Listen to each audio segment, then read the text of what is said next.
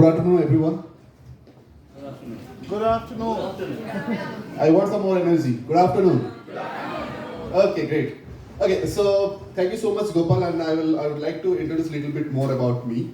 And I'm very much close to colleges, first of all, because I started my professional career on 2008 as a lecturer at CMRIT Engineering College. And I was there with the computer science department. I was there for nearly about 5.5 years and became an assistant professor. Then got married in 2014 to an influencer of HR, hardcore HR, my wife. And she only influenced me, leave the college, come to the corporate. And I started my corporate life from there. And then lots of companies have changed. That's why people say you are unstable. And so I want to be stable right now. Okay. Fine. So let me start without wasting much more time. Let me start with my topic. So my topic is impact of documentation using product management lifecycle. Right. So I won't speak much about what is technical document. We all know that, right? But we have to understand how we can implement this using our product management lifecycle. Because I think people also should be knowing what is product management. Okay. So my target today is for two different audiences. One, those who are working with the product companies. Second, those who are working in the service-based industries. Why service-based industries? Because if they will move from service-based to product-based, how they can implement this. Those who are already in the product-based company, how they can implement this, right?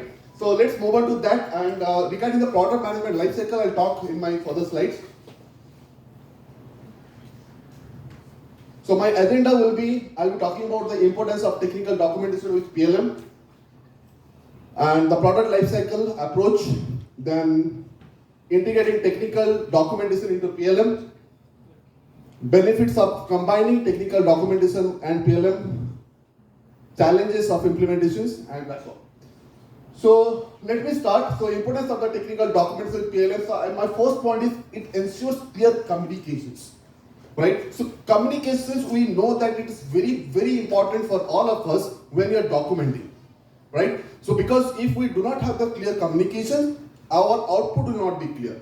So that the end user will also not be clear. So when you are going for a product management life cycle, in each and every stages, we should have the proper communication and clear communications. Efficient troubleshooting and a seamless user experience. Yes, why it is saying that? Because remember this, our technical documentation acts as the backbone of the PLM. It will act as the backbone because if we start documenting, it will give the proper troubleshooting. So with the if you talk about the L1, L2 support guys, so they will be having the proper knowledge how they have to talk to the customer and how they have to serve to the customers, right? So that it will give a seamless experience. Next is the improved usability. Again, when we're talking about the documentation, we all talk about user manual, we all talk about troubleshooting guides, we all talk about implementation guides. But where you have to use it, right? How it will increase the usability. So when we are doing each and every stages, we will start documenting the particular user manual, we'll start documenting the implementation. At the end of the product, when the product is going to get released, that time we will have all the particular documents in each of the pages. So that at the end, when we are going sometimes, because some of the organization also, so they'll say, okay, this product is ready, go and do the implementation guide, go and do the user manual. Then you have to go run here, there. And finally, the thing which can be finished within 5 days, within a month, it will take 3 to 4 months or 5 months as well, right? So the next one is reduce support cost. That I'll talk about this at the end of my slides. Next is compliance and the regulations. We all, when we are documenting, okay, so we have to coincide with the industry standard. So that industry standard, if we are following up from the beginning, then at the end it will take care of all the compliances and the regulations which needs to be taken care at the time of releasing of the product, right? So now here the product lifecycle management approach. There are totally 6 stages. So I will not talk about all the 6 stages right now because the time will not allow me to talk much about this. We can connect afterwards if you have any more questions. And so what I have done, I have divided into 3 different groups. One is concept, second one is development, third one is launch. But when we are talking about the stages, so the first stage will become the research. Okay, the second stage will become the first stage will become the finding out the problem. Second about the research. Third design. Fourth will be the pilot. Fifth one is the lunch. Sixth one is the management. Means we are taking up the feedbacks. Okay, so let's talk about that again. The technical documentation supports the initial ideation and the design phase, capturing requirements and the specifications. So if now again one more use case will come over here. Usually what happens whenever there is a product team, they are going to develop a product, they usually include all the technical people. Okay, so they'll start doing the planning. Okay, what was our previous issues? How will give the solution? Okay, and how will go ahead and provide the necessary feedbacks and necessary actions to the particular feedback which I have received earlier. Right? So that time, why I'm talking about this, a technical writer or documentation writer, if involved over there, then the specifications, design phase, and the finding out of the problem, what about the solutions, that can be documented in the early stage itself. Right? And the next one we're talking about the development phase. So development, we all know that, okay, because there will be different teams, different technical teams, different technology teams will be there. Those who will be, included together and they'll be working different modules. And once the development is done, it ensures the particular quality. Now, again, why about the quality I'm talking about, right? So when there is we are involving in each of the stages and you are doing the documentation in each of the stages, then what happens is there will be a proper continuation. First thing, proper flow, right? Which is very much required when talking about the documentations. That will ensure the clarity of the documentation when going for the end of the process. So that process needs to be implemented. So once the particular process will be implemented, obviously at the time of the development, we will be having the proper documentations. Next one is the launch. So as I told you, at the finally, we'll be having all the user manuals, we'll be having all the troubleshooting guides, we'll be having all the particular release notes, everything, and we can easily launch the product stating that yes, we have all the documentations without running behind the document. And also a document writer without running behind the technology people, what have you done? How to implement this, right? So this is what is the approach I'm talking about. Okay, so these are the main 3 points which we have. So next, how will we integrate this? I spoke about, okay, what is PLM? I spoke about what is technical document, what is the impact. Now, how will I integrate this? The first point we talk about the data integrations. That is very, very important. So when talking about data integration, it enables centralized content management in the version control. Now, I'm talking about the different technologies, okay, A, B, C. Okay, so each technology have different sub-technologies. Each technology you have to document, each sub-technology you have to document it. Then where we need to store? Okay, so we need to store in a centralized storage location, right, which will be having the proper version control. So the version control will give us the idea who has what has been implemented, what was the changes has been done, right? So this is nothing but the change control also we can talk about, right? The next one is about the collaborations. This is very important, which usually we all will be missing it, right? Collaboration means collaborating with the cross-functional teams, right? So now from the stage 1 to stage N, whatever the stages we have, if we are collaborating with each other, with each of the different functional teams, like suppose we are a technical writer, I'll be collaborating with the DevOps team, I'll be collaborating with the different development and testing team, all those teams. Even testing team will also collaborate with the development team. So once the collaboration is happening, that will give us the proper document. So in between that, when we are documenting, we'll be sending it for the review and we'll be having the proper documentation with 0 error. The last one is accessibility. User can easily access the most up-to-date technical information, reducing the errors and improving the customer satisfaction.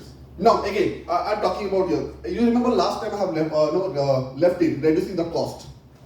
I told initially that we have L1 people, we'll have L2 support people, they will be supporting the particular product. But what if we have each of the document in each of the stages and the developer knows what has been done, developer has all the particular documentations, so if any of the customer comes back saying that, okay, I'm facing so and so issues, directly the particular developer or any of the team member can, they can also give the solution. Instead of it will go to L1 and L2 and L3. Yes, L3 will be there because if any critical issues, L3 people will resolve it. But when you're talking about L1 and L2, we can easily skip that. If you are skipping that, obviously the main source will be less and obviously the cost will be less. So that's how is nothing but the advantages you can say. Next we'll talk about the benefits of the combining technical documentation and PLM. What are the different benefits, right? So the first one is streamlined process. I have already spoken about it, right? Because when you're talking about each of the stages of the document, we should have a streamlined process. And if we have a streamlined process, obviously the end result will be good, right? Because if we do not have the process, end result is not good. Second one is all about increase the accuracy. I have already spoken about that, how the accuracy will be increased. Because we are not running behind at the end of the product, they're saying, okay, this is what is the deadline, this is what is the release date, you have to come up with the user manual, you have to come up with the implementation guide, running behind the people and doing something and give it back. My target is completed, but yes, my target is complete, but the documentation quality is not good and it is not accurate. So to make it accurate, why not to start from the beginning? Why not to start from the stage 1, that is nothing but identifying the problem, right? So second stage, when I go for the design, we'll talk about what are the different design we can do, what are the different prototype we can do. So let's create the document, let's create the architecture for that, right? So again, next about that is nothing but the, talking about the testing. So let's do all the use cases. Let's do the testing, everything, right? So that's how it will increase the accuracy. And the last one is enhance the traceability. That is most important, right? Because I remember when I'll not name the organization name. So when I joined there, so they have given me Priyadarshi, these 5 documents are there, take it up and get it done, improve it, that's all. I went inside and I took the document, there was no ABCD, there was no flow at all. I was not able to understand what to do.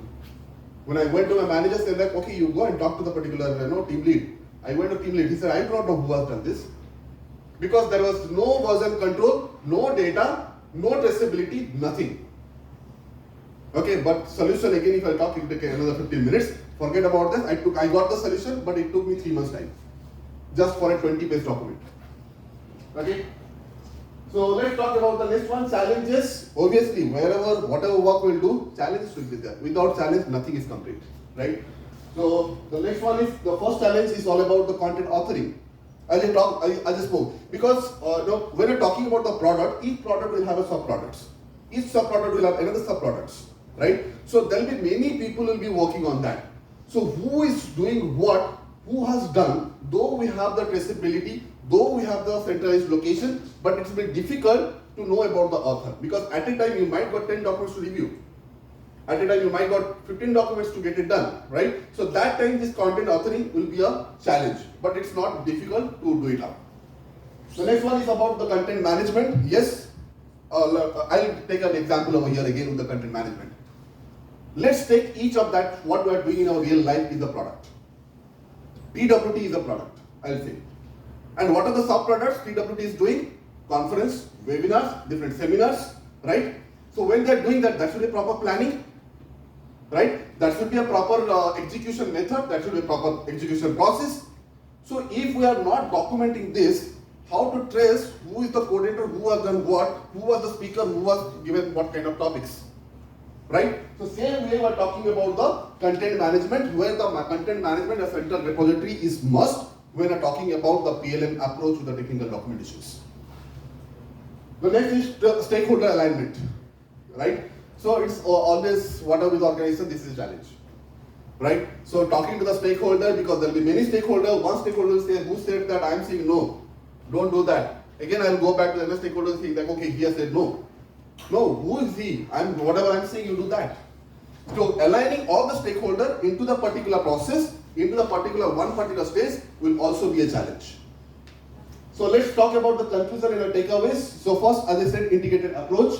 So combining technical documents and PLM provides holistic view of the product life cycle, right? So this is what I'm talking since the beginning, right? Second one, improve the efficiency. Obviously, when we have all the documentations, we have everything in hand in each of the stages, it will increase the efficiency of our documentations. Where, like for example, one work, you are doing it, for 10 days, right? So after 10 days, you are going to a particular person saying, okay, you do this review. But if I divide it into 2, right? So obviously whatever the output I'll be getting, first 2 modules I'll complete, I'll give it to them. By the time they'll review, I'll do the second 2. By the time they'll come back, I'll finish this. So obviously my efficiency will get increased automatically. So that's what I'm talking about. Last one is enhanced collaboration and competitive advantages. So collaboration, I've already spoken about this, so I don't think I have to talk much about this. The last one is effective technical documents in PLM can differentiate a company and improve customer satisfactions. If we do that, obviously they will be called that they are the different person. And with this, I would like to conclude my topic. Thank you so much, and thank you so much. Any questions? Any questions from the audience? Yeah, any questions from the audience? Yeah. Questions, anyone? Last. I thought he has managed so well that you guys have no questions. Hi, Hello. this is Sheetala from SAP Labs. Okay. I just want to know, you were talking about interspersing product life management with documentation. Yes. So is this almost similar to the agile methodology that is followed by many companies? See, agile methodology and product lifecycle, I would say it's 2 different parts. Okay. So